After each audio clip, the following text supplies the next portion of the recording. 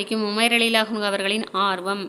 ஹஜ்ரத் Umar ரலியல்லாஹு அவர்கள் apple லஹம் என்பவருடைய அடிமையாகவும் இளம் வயதுடையராகவும் இருந்தாங்க. மார்க்க பொருளை கலந்து கொள்ள வேண்டும் என்ற ஆர்வமும் இருந்துச்சு. அவங்கள பெரியவங்க சிறியவங்க எல்லாருமே கலந்துக்கிட்டு இருந்தாங்க. அதனால் இவங்களுக்கு சிறுவர் உமைர் ரலியல்லாஹு அவங்க கைஃபர் பொருளை கலந்து கொள்ள வேண்டும் என விருப்பம் தெரிவித்தாங்க. அவருடைய எஜமானனும் நபி ஸல்லல்லாஹு அலைஹி வஸல்லம் அவங்கள்ட்ட அனுமதி வழங்குமாறு சிபாரிசு செஞ்சாங்க. அவ்வாறே ரசூலுல்லாஹி ஸல்லல்லாஹு அலைஹி வஸல்லம் அவங்களும் அவங்களுக்கு அனுமதி அளித்தாங்க. ஒரு வாளையும் அவங்களுக்கு கொடுத்தாங்க.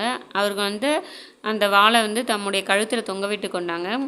ஆனால் அந்த வாள் ஹஜ்ரத் உமர் ரலியல்லாஹு அவங்களுடைய உயரத்தை விட நீளமாக, அவங்க சின்ன பிள்ளையா இருந்தனால வாள் உயரமாகவே இருந்துச்சு. அது தரையில் உராய்ந்து கொண்டே சென்றது. அதே நிலையில் அவங்க கைஃபர் பொருளையும் கலந்துக்கிட்டாங்க.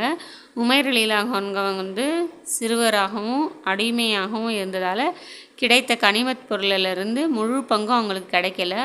அன்பளிப்பு என்ற முறையில் சில பொருட்கள் மட்டும்தான் அவங்களுக்கு கிடைச்சிச்சு.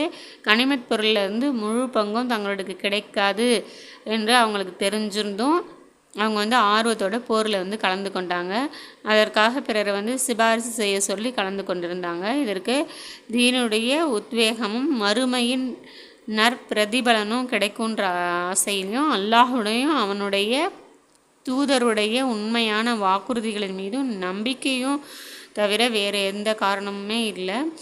எனவே நம்மளும் அல்லாஹின் தூதர் மீது நம்பிக்கை வைத்து அவங்க சொன்ன சுன்னத்தான நஃபிலான தொழுகையின் தொழுது வாக்குறுதிகளை நிறைவேற்றி வருவதற்கு எல்லாம் அல்லாஹ் தஆலா நம் அனைவருக்கும் தௌஃபீக் செய்வானாக. ஆமீன்.